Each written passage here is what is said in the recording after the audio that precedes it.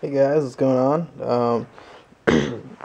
What you're looking at here is a Nurgle Heldrake that I painted up for a client. He wanted it kind of this dark Nurgle scheme with a I forget what like corroded brass, I think is what he said, for the higher edges and stuff. So yeah, this is what I've done. Give you guys a bigger view from this angle, and we'll dive in. So we'll start. Oops. Let's just start with the wings. So, well, this one's the easiest to see it on. So, this is basically what this is. Let's see. There we go. Basically, it's this like olive green spray that I found, and then I just went over that and put like some other mud color. And then once I sprayed the entire model like that, and then once I finished that, I basically just went over it with Devlin Mud, or the new equivalent is Agrax Earthshade, I believe is how you say it. So that was pretty cool. And yeah, basically it's kind of hard to tell in this video, but yeah, maybe you can see it. But I went over the, I did 10 bits first, and then I don't know what the new color is, by the way. And then I went over that with bolt gun metal, or I think it's called Iron Breaker now.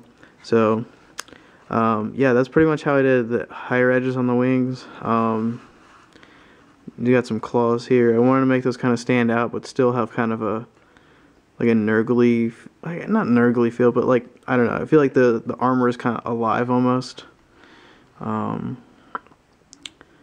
Yeah, you got his like spine plate thing. This is the coolest part I think of this model, is this back area. If you guys kind of, I don't know if it'll focus very well. Anyways, but like, yeah, this is like the best part of this model, I think, personally, because this is kind of what I wish that this model had a lot of, is just kind of all this sort of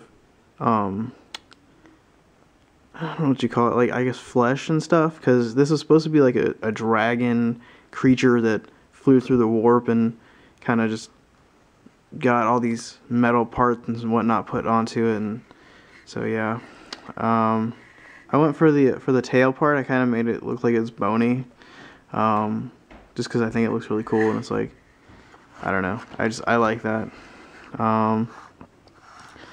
Claws, it looks like they're part metal, or actually they're all metal except for the claw pieces.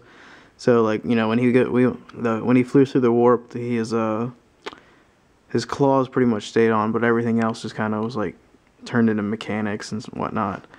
Again, this side's pretty much just like a repetition of the other side. Let's zoom into the head here. So look at this head piece. If it'll focus. There it goes. Alright, so for this model, he has a Hades autocannon on here. He usually plays it as a flamer though, but he says it's really hard to magnetize, so that's why. Teeth again are done kind of like the claws, so they kind of stand out like they're part of the actual model. I don't know if my camera will pick this up or not, but probably not. Okay, we're not gonna worry about that then. If you can see, he's got his like green eyes in there that are glowing. You can see this one better. You can kind of see it. So the mouth piece is pretty sweet. I like the mouth. Some light on there. There you go. It's kind of like this pinkish white, whatever color. So I think that looks pretty cool. Come on, buddy. There. Focus on the guy. Alright. I did do the underside too, so let's pull this guy off. And we'll turn him right side up. Sorry guys, I'm only doing this one-handed. So, there's the underside of this guy. Basically, it's same ideas. You can look in there. That's kind of the back piece, which I think is kind of funny, because if you look at it like that, it looks like a mouth. So I don't know if that was intentional or not, but yeah, thought that was kind of funny. Yeah, I like this part too, like all the little wires hanging down. That's pretty sweet looking. So I think this is a really sweet model. I'm glad that GW actually came out with something that's makes a lot of sense thematically for Chaos and all these new beasts and whatnot that they have coming out for them. They just look really cool, and yeah, I'm really kind of excited that. I mean, I'm not playing Chaos, but I think these models are just sweet looking. So I'm glad somebody's playing Chaos. The guy, let me see if I can put this back on this little flight stand here. Oh, actually, I'm going to put this down for a second. So, the guy that plays Chaos, he has a Forge Fiend. Yeah, the one that has the plasma cannons. He's got one of those too, so I don't know if he's going to paint it or if he's going to make me paint it.